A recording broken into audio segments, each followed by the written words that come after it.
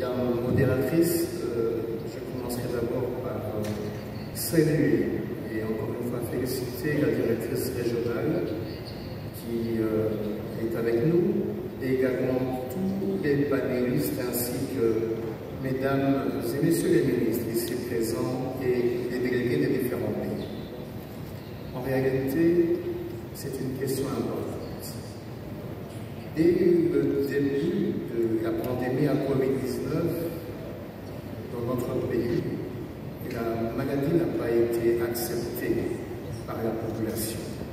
Il y a eu un déni, comme un reniement net, car la maladie était perçue comme la maladie venue de l'Occident, la maladie des Blancs, la maladie des riches.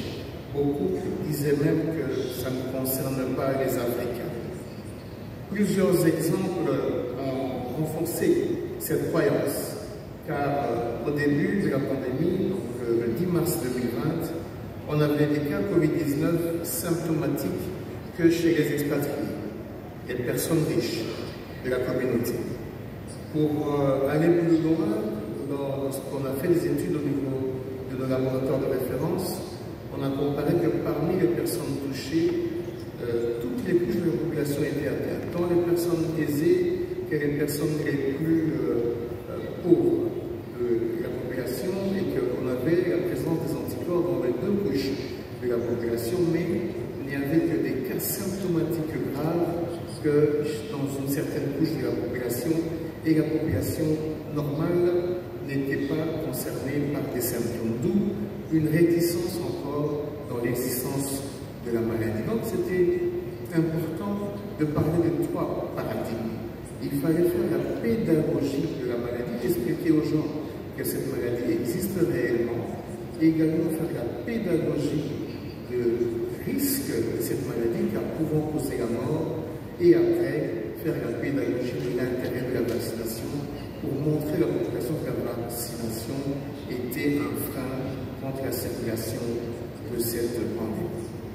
Il y a aussi eu un problème réel lié sur les mythes autour de la vaccination Covid-19 à cause, comme cela a été dit par l'excellence qui m'a précédé, des fake news et de l'infodémie.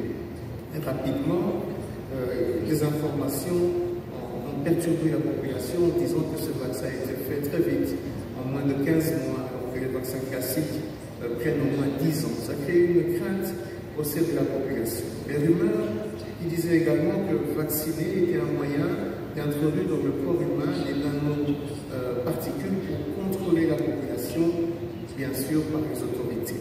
Également que le vaccin diminuait la fertilité et diminuait les risques, enfin, disons diminuait l'espérance de vie.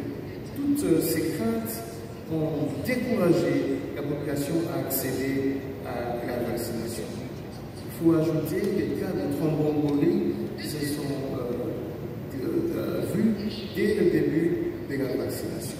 Donc en dehors du déni de la maladie, le refus, il y a la peur, il y a des mythes sur la vaccination, d'où j'ai dit au début, il a fallu une grande pédagogie pour expliquer l'existence de la maladie, montrer les risques de cette maladie et également l'intérêt de la vaccination. En dehors de ça, il y a eu aussi un défi de coordination des intervenants au niveau de la communauté.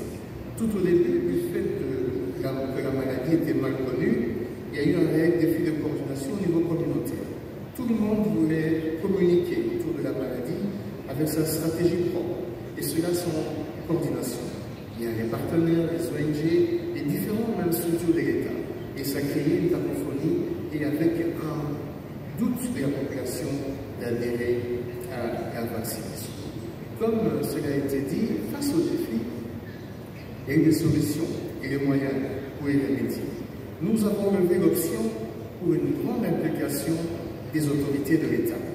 Je me suis personnellement fait vacciner en compagnie de la vice-ministre le 1er juillet 2021 et la deuxième dose le 3 septembre 2021 à Kinshasa. S'en est suivi la vaccination du chef de l'État avec son épouse et plusieurs leaders politiques, députés, sénateurs, hommes et femmes d'église, les officiers supérieurs ont également adhéré Et pour cela, nous avons mené des campagnes. Je suis allé à l'Assemblée nationale, échanger avec les députés et les sénateurs, leur expliquer l'intérêt de la vaccination, la maladie et les risques. Et ces échanges, directement après, nous installons des vaccinodromes et les députés se faisaient vacciner et montrer l'exemple à la population. Au niveau du ministère de la Santé, on a mis en place un plan d'accélération de la vaccination. Parce que dès le début de la vaccination, au 19 avril 2021, jusqu'en décembre 2021, nous avions vacciné que très peu de gens, 700 000 personnes. Mais avec le plan d'accélération, on est passé à 1 million de personnes vaccinées au mois de mai, qui a donné plus de confiance à la population à adhérer à la vaccination. Et également, dans ce plan d'accélération de la vaccination, donc on a mis une meilleure communication des populations cibles et également un travail approfondi au niveau des relais communautaires. 250 000 personnes formées ont été déversées dans les rues de la capitale et en province pour convaincre les populations à adhérer à la vaccination. On a également eu un phénomène assez particulier, c'est l'implication des autorités politico-administratives dans les provinces. Donc les gouverneurs, les ministres de la Santé des différentes provinces, pour que les populations adhèrent. On a vu que dans les provinces où il y a eu une meilleure implication des gouverneurs, la vaccination a augmenté. Je vais donner deux exemples. Au Kasaï oriental, où on a 20% de la population vaccinée, au Sankourou, 9% de la population, en très peu de temps, grâce à l'implication des gouverneurs pour convaincre les populations. Donc, en quelques mots, je puis dire que le plus grand engagement communautaire à travers plusieurs canaux, l'engagement du chef de l'État, des gouverneurs de province, des influenceurs, ainsi qu'une communication ciblée a eu un impact positif. Les perspectives maintenant, pour conclure, pour une meilleure performance, il faut absolument, les leçons que nous avons retenues, c'est rétablir la confiance de la population avec le personnel de santé et les services de santé, afin que cette population adhère à la vaccination.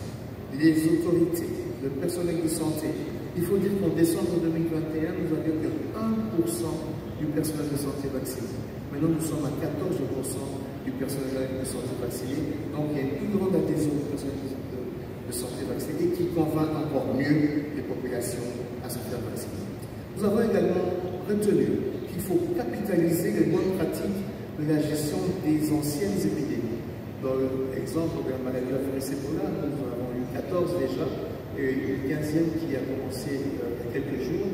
Et tous les relais communautaires qui ont participé aux campagnes de maladie de la virus Ebola, formés et déversés pour la cause de la conscientisation avec l'actuelle pandémie et d'une grande influence. À ce stade, nous demandons à l'OMS d'accompagner les pays, ou notre pays et d'autres, dans le renforcement du système communautaire et la mobilisation nécessaire des ressources pour y arriver. Nous sommes convaincus qu'un système communautaire efficace va contribuer solidement dans la mise en œuvre de la couverture santé universelle. Thank you so very much, Honorable Minister Dr. Mbanda, and I can guarantee you that the scenario that you just painted around vaccine hesitancy or anti-vaxxers, I think it was universal, and with access to technology in a borderless world, as it were, because that's what technology does, it removes borders between our countries. There were messages that were really harmful, that were filtering through from the West to Africa. And we had to rise to the occasion and make a distinction between anti-vaxxers who were perhaps pushing back against political leadership and the establishment, not wanting to be told what to do, and also those who were genuinely vaccine hesitant and had fears and needed to be taken in on this journey and needed to be encouraged, to be educated. And I dare say that that challenge for you all, Your Excellencies and ladies and gentlemen, continues, because I think the culture of rejecting vaccines has set in, and we saw it play out, and we do need to craft an empathetic and collaborative message so that the next pandemic that comes, it will find us ready with the vaccine message. And I know that governments all over the world, all over Africa, invested a lot of resources in communicating true, honest and reliable information about